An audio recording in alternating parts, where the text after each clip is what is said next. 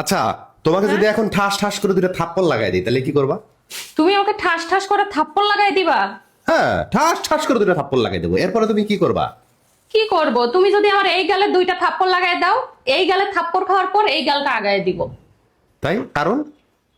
কারণ তুমি আমার স্বামী, নিশ্চয়ই আমার কোনো অপরাধ পাইছো, সেই জন্যই তুমি আমাকে থাপ্পড় মারতে আসছো, তাই না?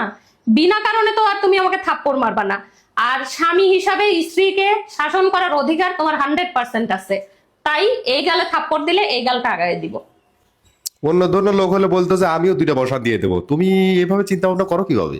শোনো, অন্য ধন্য লোক কি বলতো সেটা জানি না, তবে একজন স্বামী কিন্তু এমনি এমনি তার স্ত্রীকে শাসন করে না।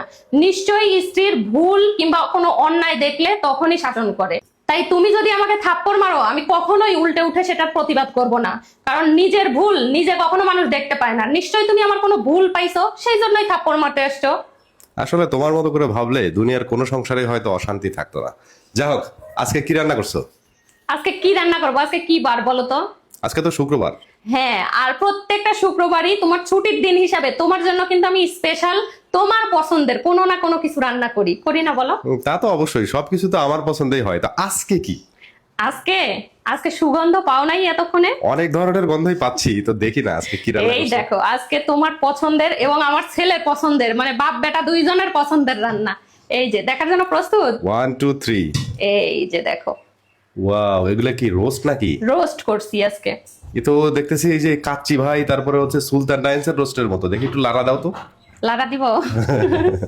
এই যে একদম ঝোলটা একদম ওহ। ঘন গাঢ় হয়ে আছে, বুঝছো? আচ্ছা, সাথে কি থাকবে?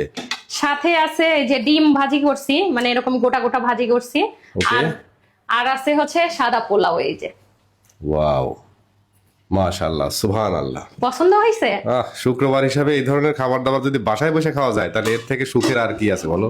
আচ্ছা, এখন তুমি বলো, তুমি আমাকে থাপ্পড় মারতে চাইলা কেন? আমার কি কোনো ভুল পাইছো? আরে না, তোমাকে মাঝে মাঝে হঠাৎ হঠাৎ আচমকা কিছু প্রশ্ন করি না, আর তুমিও কেমনে জানি এমন এমন উত্তর দিয়ে দাও, মানে একটু আশ্চর্য হই আর কি। তো ভাবলাম যে আজকে অনেকদিন পরে একটু প্রশ্ন করে দেখি তো কি বল। শোনো, মানুষ যেরকম সূর্যের তাপ সহ্য করে যদি পরিশ্রম না করতে পারে, জীবনে উন্নতি করতে পারে না, তাই না?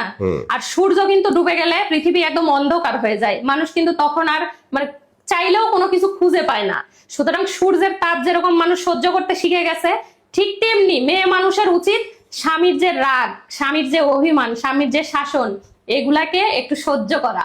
তাহলেই কিন্তু মেয়ে মানুষের জীবনটা একদম মানে সংসার জীবনটা জান্নাতের বাগান হয়ে যাবে, কোনো অশান্তি থাকবে না। আমি এটাই মনে করি। এত দামি দামি কথা তুমি পাও কই? হ্যাঁ, দামি কথা কি, যা সত্যি তাই। এখন স্বামী যদি একজন স্ত্রীকে তার অন্যায় পেয়ে একটা থাপ্পড় মারে, স্ত্রী যদি উঠে স্বামীকে আর একটা থাপ্পড় মারে, তাহলে কি ওই স্বামী তার স্ত্রীকে আর ভালোবাসবে বলো? না, ওই সংসারে কখনোই শান্তি থাকবে না। স্বামীরা তো স্ত্রীকে শাসন করার অধিকার আছে, এটা তো আল্লাহ পাকই দিয়ে দিছে। তো স্ত্রী হিসাবে সেটা মেনে নিতে হবে না?